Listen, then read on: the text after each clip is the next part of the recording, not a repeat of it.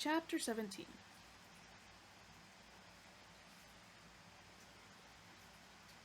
Okay, we are still in The Restaurant at the End of the Universe by Douglas Adams, and we are entering into Chapter 17. Let's see what delights Douglas Adams has in store for us at the restaurant. The Hitchhiker's Guide to the Galaxy notes that Disaster Area, a plutonium rock band from the Gagrakaka mind zones, are generally held to not be only the loudest rock band in the galaxy, but in fact the loudest noise of any kind at all. Regular concertgoers judge that the best sound balance is usually to be heard from within large concrete bunkers, some 37 miles from the stage, while the musicians themselves play their instruments by remote control from within a heavily insulated spaceship which stays in orbit around the planet, or, more frequently, around a completely different planet. Their songs are on the whole very simple and mostly follow the familiar theme of boy being meets girl being beneath the silvery moon, which then explodes for no adequately explored reason. Many worlds have now banned their act altogether, sometimes for artistic reasons, but most commonly because the band's public address system contravenes local strategic arms limitation treaties. This has not, however, stopped their earnings from pushing back the boundaries of pure hypermathematics, and their chief research accountant has recently appointed professor of neomathematics at the University of Maximilian in recognition of both his general and his special theories of disaster area tax returns, in which he proves that the only fabric of the space-time continuum is not merely curved, it is in fact totally bent. Ford staggered back to the table, where Zaphod, Arthur, and Trillian were sitting waiting for the fun to begin. "Gotta have some food," said Ford. "Hi, Ford," said Zaphod. "You speak to the big noise boy?" Ford waggled his head noncommittedly. "Hot Black. I sorta spoke to him. Yeah." "What'd he say?" "Well, not a lot, really. Yeah? He's spending a year dead for tax reasons. I've got to sit down." He sat down. The waiter approached. "Would you like to see the menu?" he said. "Or would you like to meet the dish of the day?" "Huh?" said Ford. "Huh?" said Arthur. "Huh?" said Trillian. "That's cool," said Zaphod. "We'll meet the meat." In a small room in one of the arms of the restaurant complex, a tall, thin, gangling figure pulled aside a curtain, and Oblivion looked him in the face. It was not a pretty face, perhaps, because Oblivion had looked him in it so many times. It was too long for a start, the eyes too sunken and hooded, the cheeks too hollow. His lips were too thin and too long, and when they parted, his teeth looked too much like a recently polished bay window. The hands that held the curtain were long and thin, too. They were also cold. They lay lightly along the folds of the curtain and gave the impression that if he didn't watch them like a hawk, they would crawl away of their own accord and do something unspeakable in a corner. He let the curtain drop, and the terrible light that played on his features went off to play somewhere else, more healthy. He prowled around his small chamber like a mantis contemplating an evening's praying. Finally, settling on a rickety chair by a trestle table, where he leafed through a few sheets of jokes. A bell rang. He pushed the thin sheaf of papers aside and stood up.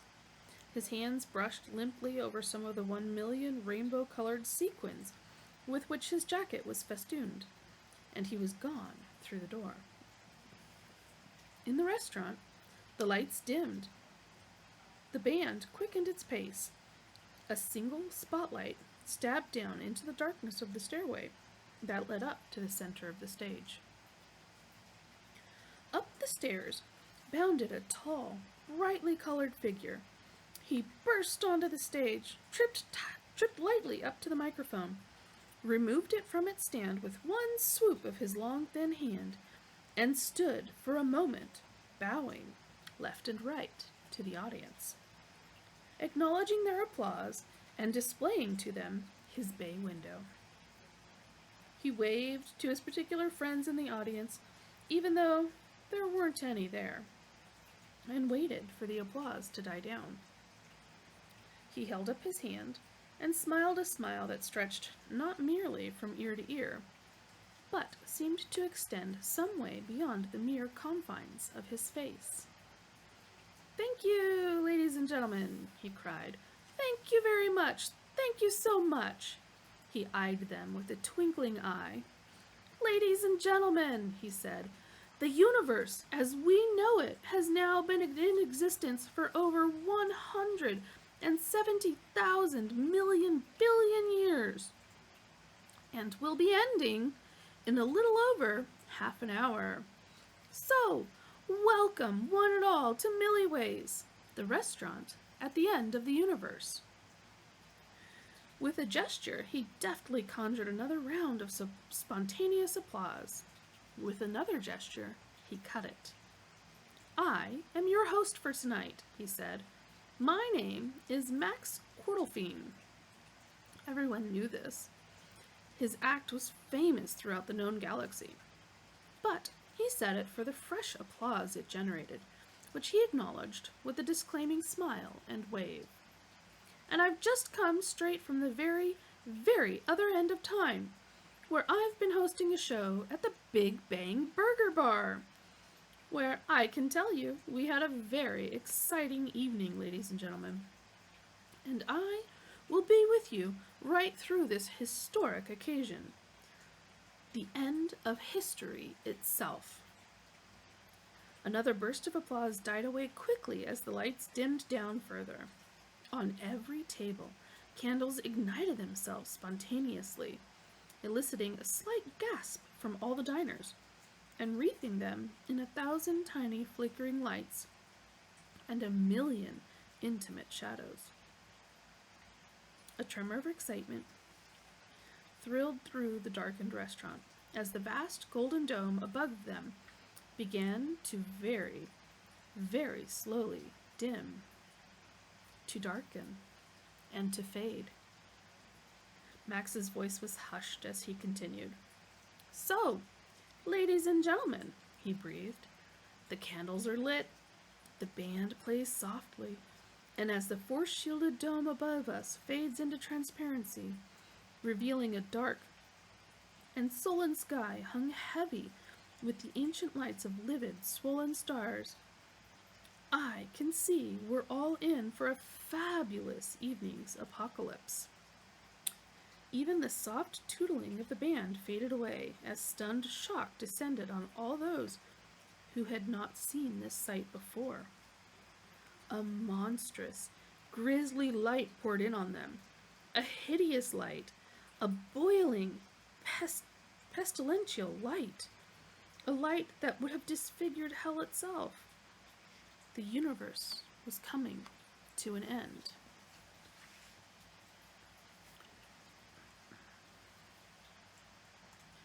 For a few interminable seconds, the restaurant spun silently through the raging void. Then, Max spoke again. "For those of you who ever hoped to see the light at the end of the tunnel," he said, "this is it." The band struck up again. "Thank you, ladies and gentlemen," cried Max. "I'll be back with you again in just a moment, and meanwhile I leave you in the very capable hands of Mr. Reg Nullify and his cataclysmic combo. Big hand, please, ladies and gentlemen, for Reg and his boys." The baleful turmoil of the skies continued.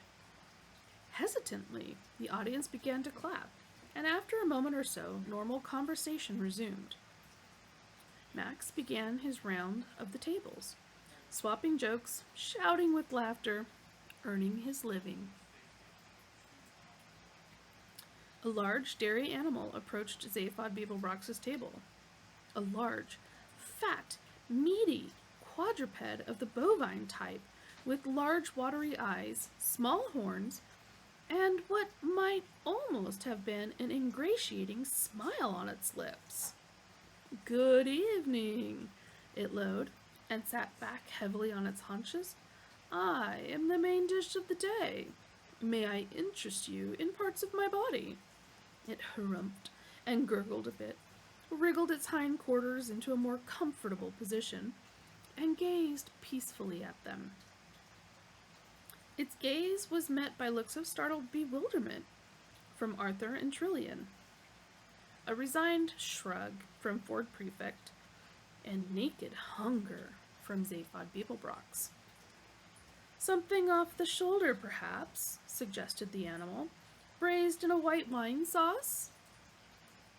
"Your shoulder?" whispered Arthur, in a horrified whisper. "But naturally, my shoulder, sir," mooed the animal contentedly. "Nobody else's is mine to offer." Zaphod leapt to his feet and started prodding and feeling the animal's shoulder appreciatively. "Or, the rump is very good," murmured the animal. "I've been exercising it and eating plenty of grain, so there's a lot of good meat there." It gave a mellow grunt, gurgled again, and started to chew the cud. It swallowed the cud again. "Or a casserole of meat, perhaps?" it added. "You mean this animal actually wants us to eat it?" whispered Trillian to Ford. "Me?" said Ford, with a glazed look in his eyes. "I don't mean anything." "That's absolutely horrible!" exclaimed Arthur. "The most revolting thing I've ever heard." "What's the problem, Earthman?" said Zaphod, now transferring his attention to the animal's enormous rump. "I just don't want to eat an animal that's standing there inviting me to," said Arthur. "It's heartless." "Better than eating an animal that doesn't want to be eaten," said Zaphod. "That's not the point," Arthur protested. Then he thought about it for a moment. "All right," he said. "Maybe it is the point. I don't care. I'm not going to think about it now. I'll just... The universe raged about him in its death throes. "I think I'll just have a green salad," he muttered. "And may I urge you to consider my liver?" asked the animal. "It must be very rich and tender by now. I've been force-feeding myself for months." "A green salad," said Arthur emphatically. "A green salad?" said the animal, rolling his eyes disapprovingly at Arthur. "Are you going to tell me," said Arthur, "that I shouldn't have green salad?" "Well," said the animal, "I know many vegetables that are very clear on that point, which is why it was eventually decided to cut through the whole tangled problem and breed an animal that actually wanted to be eaten and was capable of saying so clearly and distinctly. And here I am." It managed a very slight bow. "Glass of water, please," said Arthur. "Look," said Zaphod, "we want to eat. We don't want to make a meal of the issues. 4 rare steaks, please, and hurry. We haven't eaten in 576,000 million years." The animal staggered to its feet. It gave a mellow gurgle. "A very wise choice, sir, if I may say so. Very good," it said. "I'll just nip off and shoot myself." He turned and gave a friendly wink to Arthur. "Don't worry, sir," he said. "I'll be very humane." It waddled unhurriedly off to the kitchen. A matter of minutes later, the waiter arrived with 4 huge steaming steaks. Zaphod and Ford wolfed straight into them without a second's hesitation. Trillian paused, then shrugged, and started into hers. Arthur stared at his, feeling slightly ill. "Hey, Earthman," said Zaphod, with a malicious grin on the face that wasn't stuffing itself. "What's eating you?" and the band played on. All around the restaurant, people and things relaxed and chatted. The air was filled with talk of this and that, and the mingled scents of exotic plants, extravagant foods, and insidious wines. For an infinite number of miles in every direction, the universal cataclysm was gathering to a stupefying climax. Glancing at his watch, Max returned to the stage with a flourish. "And now, ladies and gentlemen," he beamed, "is everyone having one last wonderful time?" "Yes," called out the sort of people who call out yes when comedians ask them if they're having a wonderful time. "That's wonderful," enthused Max. "Absolutely wonderful. And as the photon storms gather in swirling crowds around us, preparing to tear apart the last of the red-hot suns, I know you're all going to settle back and enjoy with me what I know we will all find an immensely exciting and terminal experience." He paused. He caught the audience with a glittering eye. "Believe me, ladies and gentlemen," he said, "there is nothing pentultimate about this one." He paused again. Tonight, his timing was immaculate. Time after time he had done this show, night after night. Not that the word night had any meaning here at the extremity of time. All there was the endless repetition of the final moment as the restaurant rocked slowly forward over the brink of time's farthest edge and back again. This night was good, though. The audience was writhing in the palm of his sickly hand. His voice dropped. They had to strain to hear him. "This," he said, "is really the absolute end, the final, chilling desolation in which the whole majestic sweep of creation becomes extinct. This, ladies and gentlemen, is the proverbial it." He dropped his voice still lower. In the stillness, a fly would not have dared to clear its throat. "After this," he said, "there's nothing. Void, emptiness, oblivion, absolute nothing." His eyes glittered again, or did they twinkle? Nothing, except, of course, for the desserts and a fine selection of Aldebaran liquors. The band gave him a music sting he wished they wouldn't. He didn't need it. Not an artist of his caliber. He could play the audience like his own musical instrument. They were laughing with relief, he followed on. "And for once," he cried cheerily, "you don't need to worry about having a hangover in the morning, because there won't be any more mornings." He beamed at his happy, laughing audience. He glanced up at the sky, going through the same death routine every night. But his glance was only for a fraction of a second.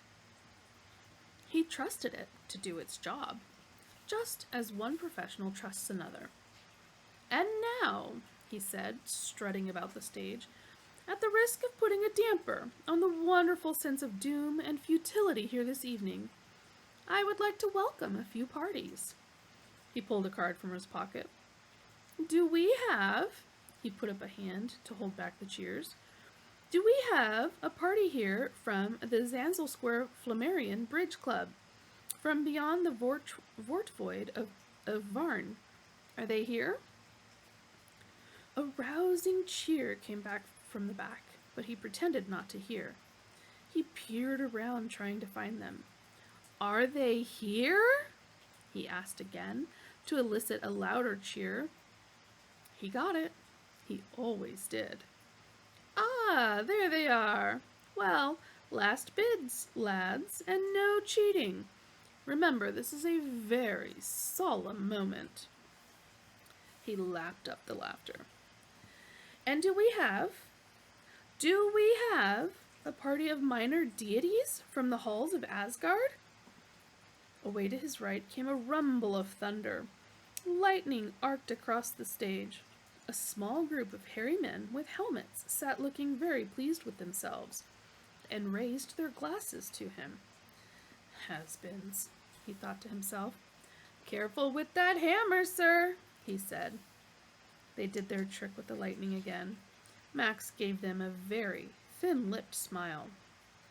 And thirdly, he said, a party of young conservatives from Sirius B. Are they here? A party of smartly dressed young dogs stood throwing rolls at each other and started throwing rolls at the stage. They yapped and barked unintelligibly. Yes, said Max. Well, this is all your fault. You realize that. And finally, said Max, quieting the audience down and putting on his solemn face. Finally, I believe we have with us here tonight a party of believers, devout believers from the Church of the Second Coming of the Great Prophet Zarquan. There were about 20 of them, sitting right out on the edge of the floor, aesthetically dressed, sipping mineral water nervously and staying apart from the festivities. They blinked resentfully at as the spotlight was turned on them. There they are, said Max, sitting there, patiently. He said he'd come again, and he's kept you waiting a very long time. So let's hope he's hurrying, fellas, because he's only got 8 minutes left. The party of Zarquan's followers sat rigid, refusing to be buffeted by the waves of uncharitable laughter which swept over them. Max restrained his audience.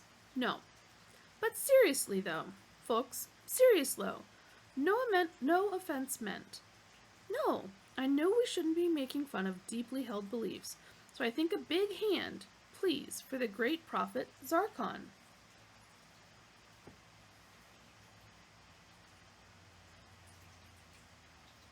The audience clapped respectfully. Wherever he's gone to.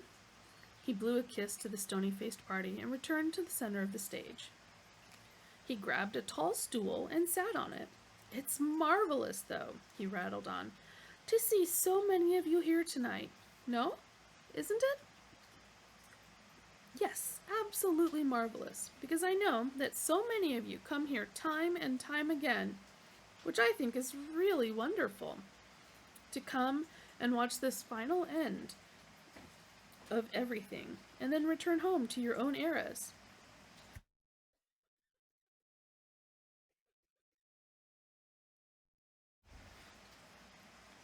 To raise families, strive for new and better societies, fight terrible wars for what you know to be right, it really gives one hope for the future of all life kind.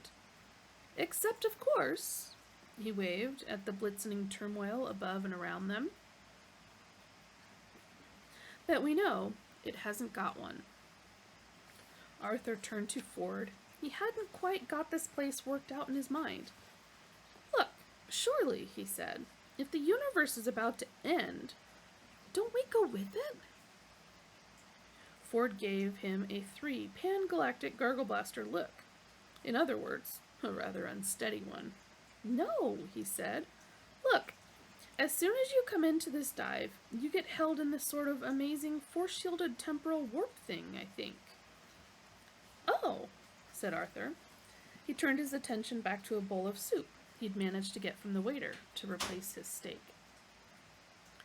Look, said Ford, I'll show you. He grabbed a napkin off the table and fumbled hopelessly with it. Look, he said again. Imagine this napkin, right, as the temporal universe, right? And this spoon as the transductional mode in the matter curve. It took him a while to say the last part, and Arthur hated to interrupt him. That's the spoon I was eating with, he said. All right, said Ford. Imagine this spoon. He found a small wooden spoon on a tray of relishes. This spoon, but found it rather tricky to pick up. No, better still, this fork. Hey, would you let go of my fork? Snapped Zaphod. All right, said Ford. All right, all right. Why don't we say that this wine glass is the temporal universe? What, the one you've just knocked to the floor? Did I do that? Yes. All right, said Ford. Forget that. I mean, look, do you know how the universe actually began for a kickoff? Probably not, said Arthur, who wished he'd never embarked on any of this. All right, said Ford. Imagine this, right? You get this bath, right? A large, round bath. And it's made of ebony. Where from? Said Arthur. Herod's was destroyed by the Vogons. Doesn't matter. So you keep saying. Listen. All right. You get this bath, see? Imagine you've got this bath, and it's ebony, and it's conical. Conical? Said Arthur. What sort of... Shh, said Ford. It's conical.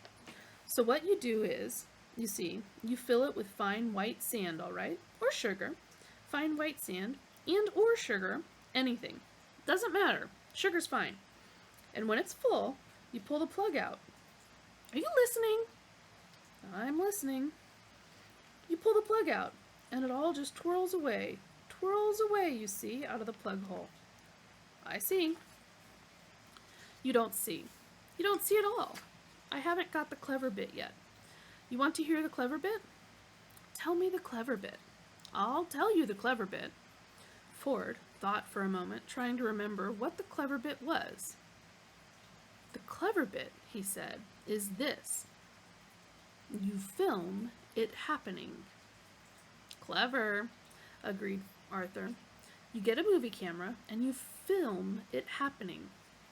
Clever. That's not the clever bit. This is the clever bit. I remember now that this is the clever bit.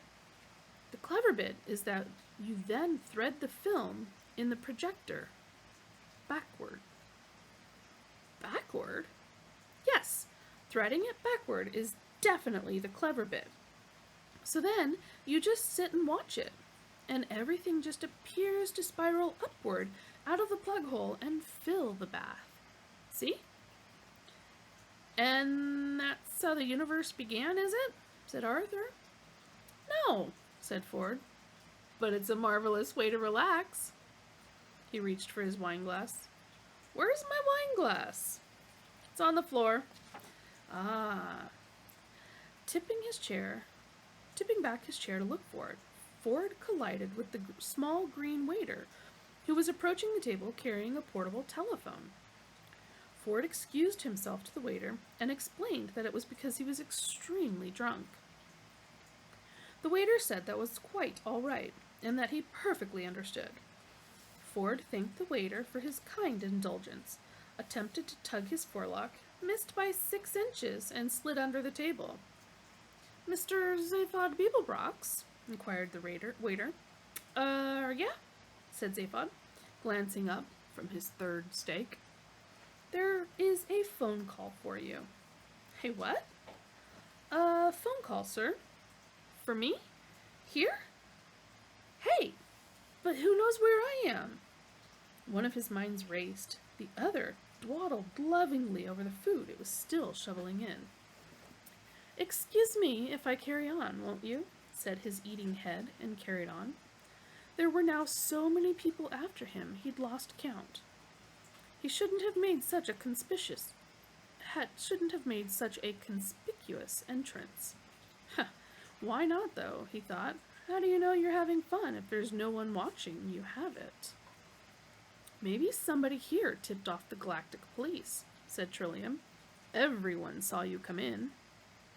You mean they want to arrest me over the phone? Said Zaphod. Could be. I'm a pretty dangerous dude where I'm concerned. Yeah, said the voice from under the table. You go to pieces so fast, people get hit by the shrapnel. Hey, what is this, Judgment Day? Snapped Zaphod. Do we get to see that as well? Asked Arthur nervously. I'm in no hurry, muttered Zaphod. Okay, so who's the cat on the phone? He kicked Ford. Hey, get up here, kid, he said to him.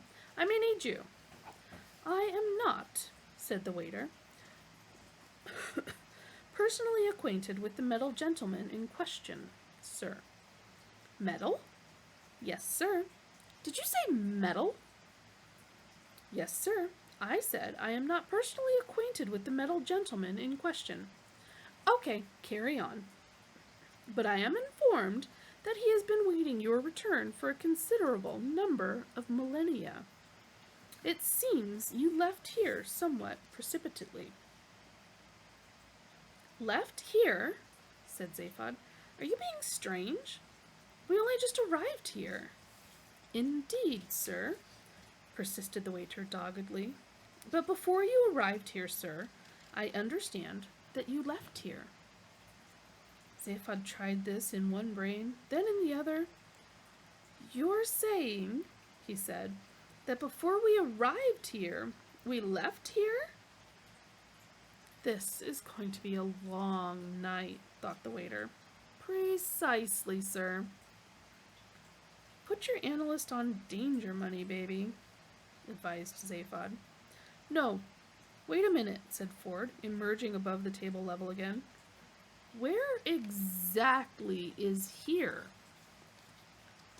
To be absolutely exact, sir, it is Frogstar World B. But we just left there, protested Zaphod. We left there and came to the restaurant at the end of the universe. Yes, sir, said the waiter, feeling that he was now into the home stretch and running well. The one was constructed on the ruins of the other. Oh, said Arthur brightly, you mean we've traveled in time but not in space. Listen, you semi-evolved simian, cut in Zaphod. Go climb a tree, will you? Arthur bristled. Go bang your heads together, Four Eyes, he advised Zaphod. No, the waiter said to Zaphod. Your monkey's got it right, sir.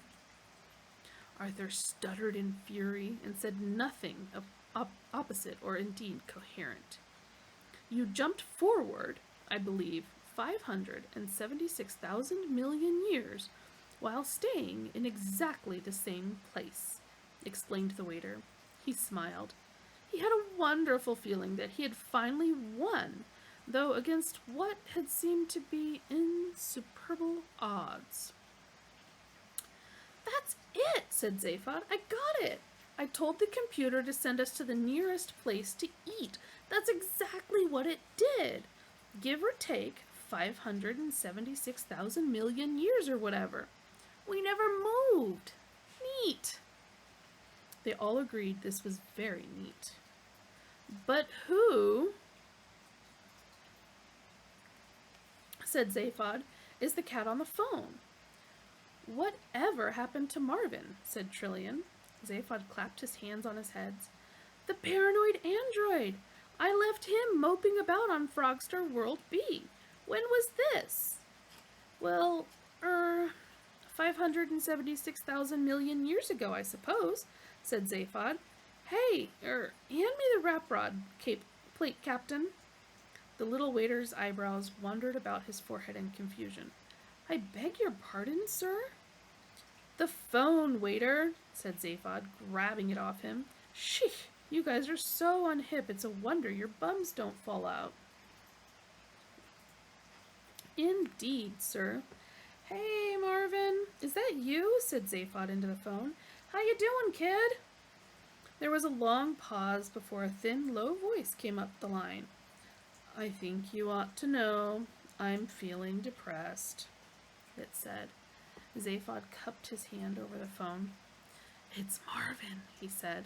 Hey, Marvin, he said into the phone again. We're having a great time. Food, wine, a little personal abuse, and the universe going foom. Where can we find you? Again, the pause. You don't have to pretend to be interested in me, you know, Marvin said at last. I know perfectly well I'm only a menial robot. Okay, said Zaphod, but where are you? Reverse primary thrust, Marvin, that's what they say to me. Open airlock number 3, Marvin. Marvin, can you pick up that piece of paper? Can I pick up that piece of paper? Here I am, brain the size of a planet, and they ask me to... Yeah, sympathized Zaphod hardly at all. But I'm quite used to being humiliated, droned Marvin. I can even go and stick my head in a bucket of water if you like. Would you like me to go and stick my head in a bucket of water? I've got one ready. Wait a minute. Hey, Marvin! Interrupted Zaphod, but it was too late. Sad little clunks and gurgles came up the line. What's he saying? Asked Trillian. Nothing, said Zaphod. He just phoned up to wash his head at us. There, said Marvin, coming back on the line and bubbling a bit. I hope that gave you satisfaction. Yeah, said Zaphod. Now, will you please tell us where you are? I'm in the parking lot, said Marvin. The parking lot? Said Zaphod. What are you doing there? Parking cars. What else does one do in a parking lot? Okay, hang in there. We'll be right down. In one movement, Zaphod leaped to his feet, threw down the phone, and wrote Hot Black Desiato on the bill. Come on, guys, he said. Marvin's in the parking lot. Let's get on down. What's he doing in the parking lot? Asked Arthur. Parking else. Parking cars. What else? Dum. But what about the end of the universe? We'll miss the big moment. I've seen it. It's rubbish, said Zaphod. Nothing but a nab-nib. A what? Opposite of a big bang. Come on, let's go, Zappy. Few of the other diners paid them any attention as they weaved their way across the restaurant to the exit. Their eyes were riveted on the horror of the skies. An interesting effect to watch for, Max was telling them, is in the upper left-hand quadrant of the sky, where if you look very carefully, you see the star system, Hestromil, boiling away into the ultraviolet. Anyone here from Hestromil? There were one or two slightly hesitant cheers from somewhere at the back. Well, said Max, beaming cheerfully at them, it's too late to worry about whether you left the gas on now. And that, my dears, is the end of chapter 17.